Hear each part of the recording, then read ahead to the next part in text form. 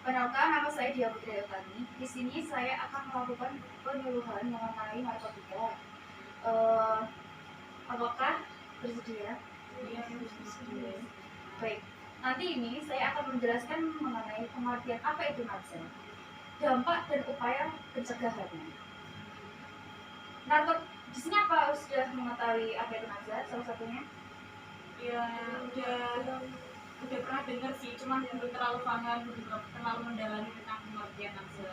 Baik, narkoba atau narkoba adalah bahan atau zat yang dapat mempengaruhi kondisi kejiwaan atau psikologi seseorang, dapat mengubah pikiran, perasaan, atau perilaku seseorang, serta dapat menimbulkan ketergantungan atau kecanduan fisik dan psikologi.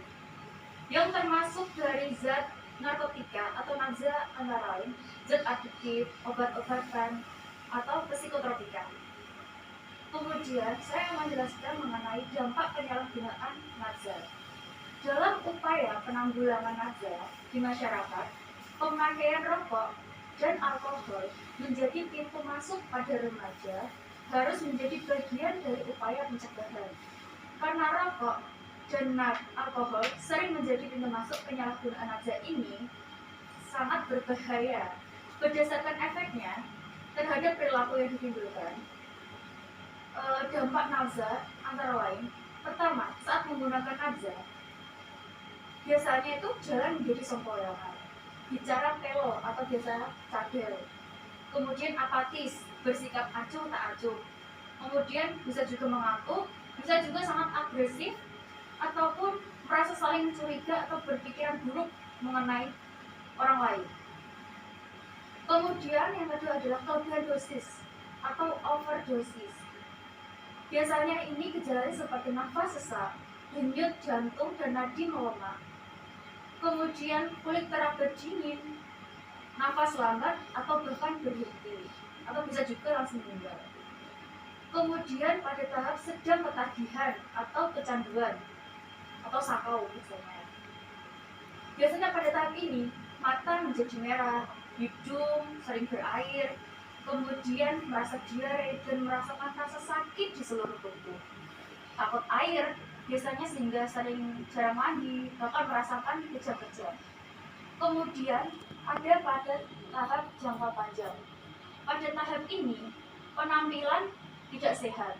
Biasanya itu dari segi tampilan gigi menjadi menguning, bahkan menjadi keropos.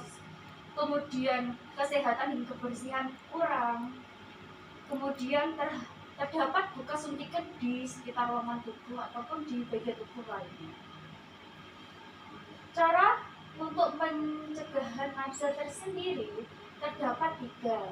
Yang pertama itu primer, sekunder, dan tersier. Pada pencegahan primer ini merupakan tindakan pencegahan yang dilakukan secara dini oleh penyalahgunaan narkotika. Sasaran utamanya seperti kita seorang remaja ataupun yang belum tahu mengenai narkotika. Kegiatan-kegiatan yang dilakukan dalam upaya pencegahan ini antara lain penyuluhan tentang bahaya narkotika dan upaya-upaya pencegahan yang bisa dijalankan. Kemudian penerangan melalui media edukasi. Bisa juga dilakukan dengan metode yang sudah direkomendasikan oleh UNODC atau United Nations of Course and Drugs Criminal, yaitu pencegahan penyalahgunaan berbasis ilmu pengetahuan. Jadi di sini itu para penggunanya diberi edukasi atau pengetahuan bagaimana dampak atau bahaya dari narkotika tersebut. Berbagai saran tersebut sangat kurang memberi dampak positif pada penyuluhan tentang narkotika. Maka dari itu, UNODC memberikan salah satu rekomendasinya ini untuk diberi edukasi agar para pengguna tersebut tuh memahami jika sudah terjadi narkotika itu seperti apa dan dampaknya bagaimana pada tubuh ataupun maupun kepada orang lain. Dari sini ada yang ditanyakan? Ada. saya bertanya, perkenalkan nama saya Cindy Andika. Saya mau bertanya, dari kan jika untuk mengetahui kalau seseorang itu menggunakan narkoba itu bagaimana, kan secara tidak langsung tidak kelihatan, caranya mengetahui itu bagaimana? Yang seperti saya jelaskan tadi, biasanya dalam kondisi sudah kecanduan, dari fisik tersebut itu sudah kelihatan. Biasanya orang pemakai ini dari kesehatan tubuh itu sudah tidak terawat. Seperti yang saya tadi jelaskan, mulai dari gigi seperti keropos atau menguning, tampak raut wajah sudah sayu ataupun pucat, bicara cadel, terus kalau berjalan bisa lunglai, seperti itu. Pokoknya dari postur tubuh itu terlihat tidak sehat, tidak rapi, dan tidak seperti kita yang sehat pada umumnya. Berarti tuh kalau misal terlihat perubahannya tuh dalam jangka waktu lama atau langsung gitu?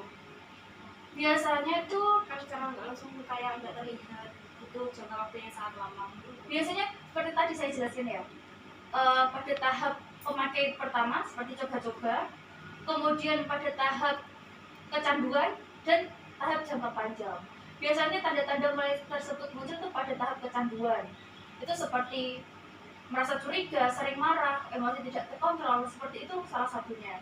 Kemudian paling mencolok itu pada jangka panjang, karena pada ini seseorang yang telah memakai narkotika itu sudah seperti merupakan jati dirinya. Dia hanya memikirkan bagaimana rasa memuaskan dirinya dengan zat adiktif tersebut. Itu ada pengobatannya kalau udah kecanduan seperti itu? Ada. Biasanya kita kalau jangka panjang direhabilitasi. Seperti itu. Ya. Kemudian saya melanjutkan yang kedua, pencegahan secara sekunder. Pencegahan sekunder adalah pada pencegahan ini menginisiasi para pengguna narkotika yang baru saja menggunakan atau mencoba-coba. Mereka perlu disadarkan supaya nantinya tidak berkembang menjadi pecandu yang jangka panjang.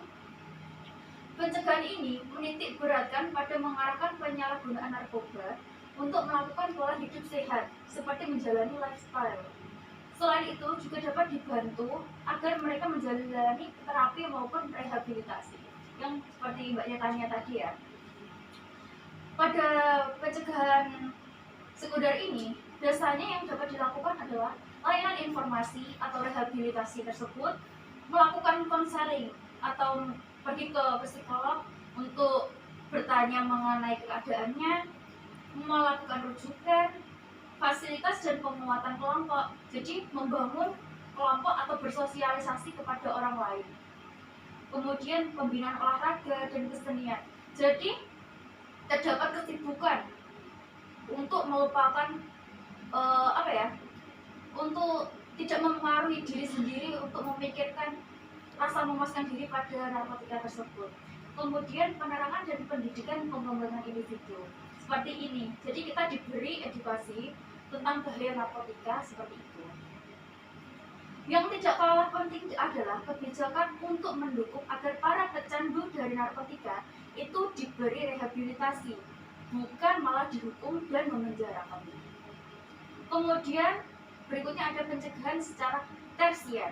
Pencegahan tersier diajukan bagi para pecandu yang sudah lama mengkonsumsi narkoba dan bergaul dengan barang haram. Dalam tahap pencegahan ini, biasanya pada dasarnya adalah seseorang yang sakit, jadi perlu disembuhkan. Seseorang yang sudah sakit, benar-benar sakit, sudah melakukan jati dirinya, hanya memikirkan bagaimana cara memuaskan dan kecanduan dengan barang haram ini. Adapun tahap-tahap dalam pencegahan tersier ini ada beberapa. Yang pertama itu tahap menjauhkan diri. Tahap menjauhkan diri ini bisa berlangsung selama berhentinya narkotika ini dipakai sampai sekitar 1 tahun berikutnya. Kemudian yang kedua ada tahap konfrontasi. Pada tahap ini dihitung dari berhentinya pemakainya sampai ke tahun 5 tahun, 5 tahunan lah sekitarnya. Kemudian yang ketiga ada tahap pertumbuhan. Pada tahap ini berlangsung sekitar 5 tahun dan selebihnya. Jadi pemakainya sudah tidak menggunakan narkotika lagi selama 5 tahun lebih. Kemudian yang terakhir pada tahap transformasi. Pada tahap ini, pemakai narkotika sudah menjalani hidup sehat. Biasanya sudah terlepas dari rasa ketergantungan atau kecanduan. Sudah bisa melanjutkan gaya hidup yang baru yang ditemukan pada tahap pertumbuhan. Kegiatan-kegiatan yang dapat dilakukan dalam tahap tersier ini seperti konseling yang seperti ini, bimbingan kepada seluruh golongan atau bersosialisasi kepada orang lain, saling bergaul ataupun tidak mengumpat diri lah seperti itu. Kemudian yang berikutnya, menciptakan lingkungan yang kondusif bagi bekas pengguna narkoba. Jadi tidak saling mempengaruhi satu sama lain, kalau bisa memilah-milah teman yang bagaimana untuk cara bergaul yang lebih baik ke depannya. Baik, dari sini mungkin ada yang ditanyakan lagi? Ini sudah paham nggak? Berarti udah jelas ya apa pengajian naga itu. Mbaknya tahu apa itu nagza? Mungkin mbaknya ini zat adiktif yang membuat orang itu kecanduan juga. Berarti sudah paham ya. Kemudian dampak-dampaknya ada yang tahu? Sudah paham berarti ya? Baik. Kalau sudah paham, saya minta maaf jika tadi saya melakukan kesalahan ya, atau mungkin ada kesalahan kata. Terima kasih sudah bersedia di sini untuk saya kasih penyuluhan atau edukasi. Saya mohon maaf apabila ada kesalahan. Wassalamualaikum warahmatullahi wabarakatuh. Waalaikumsalam warahmatullahi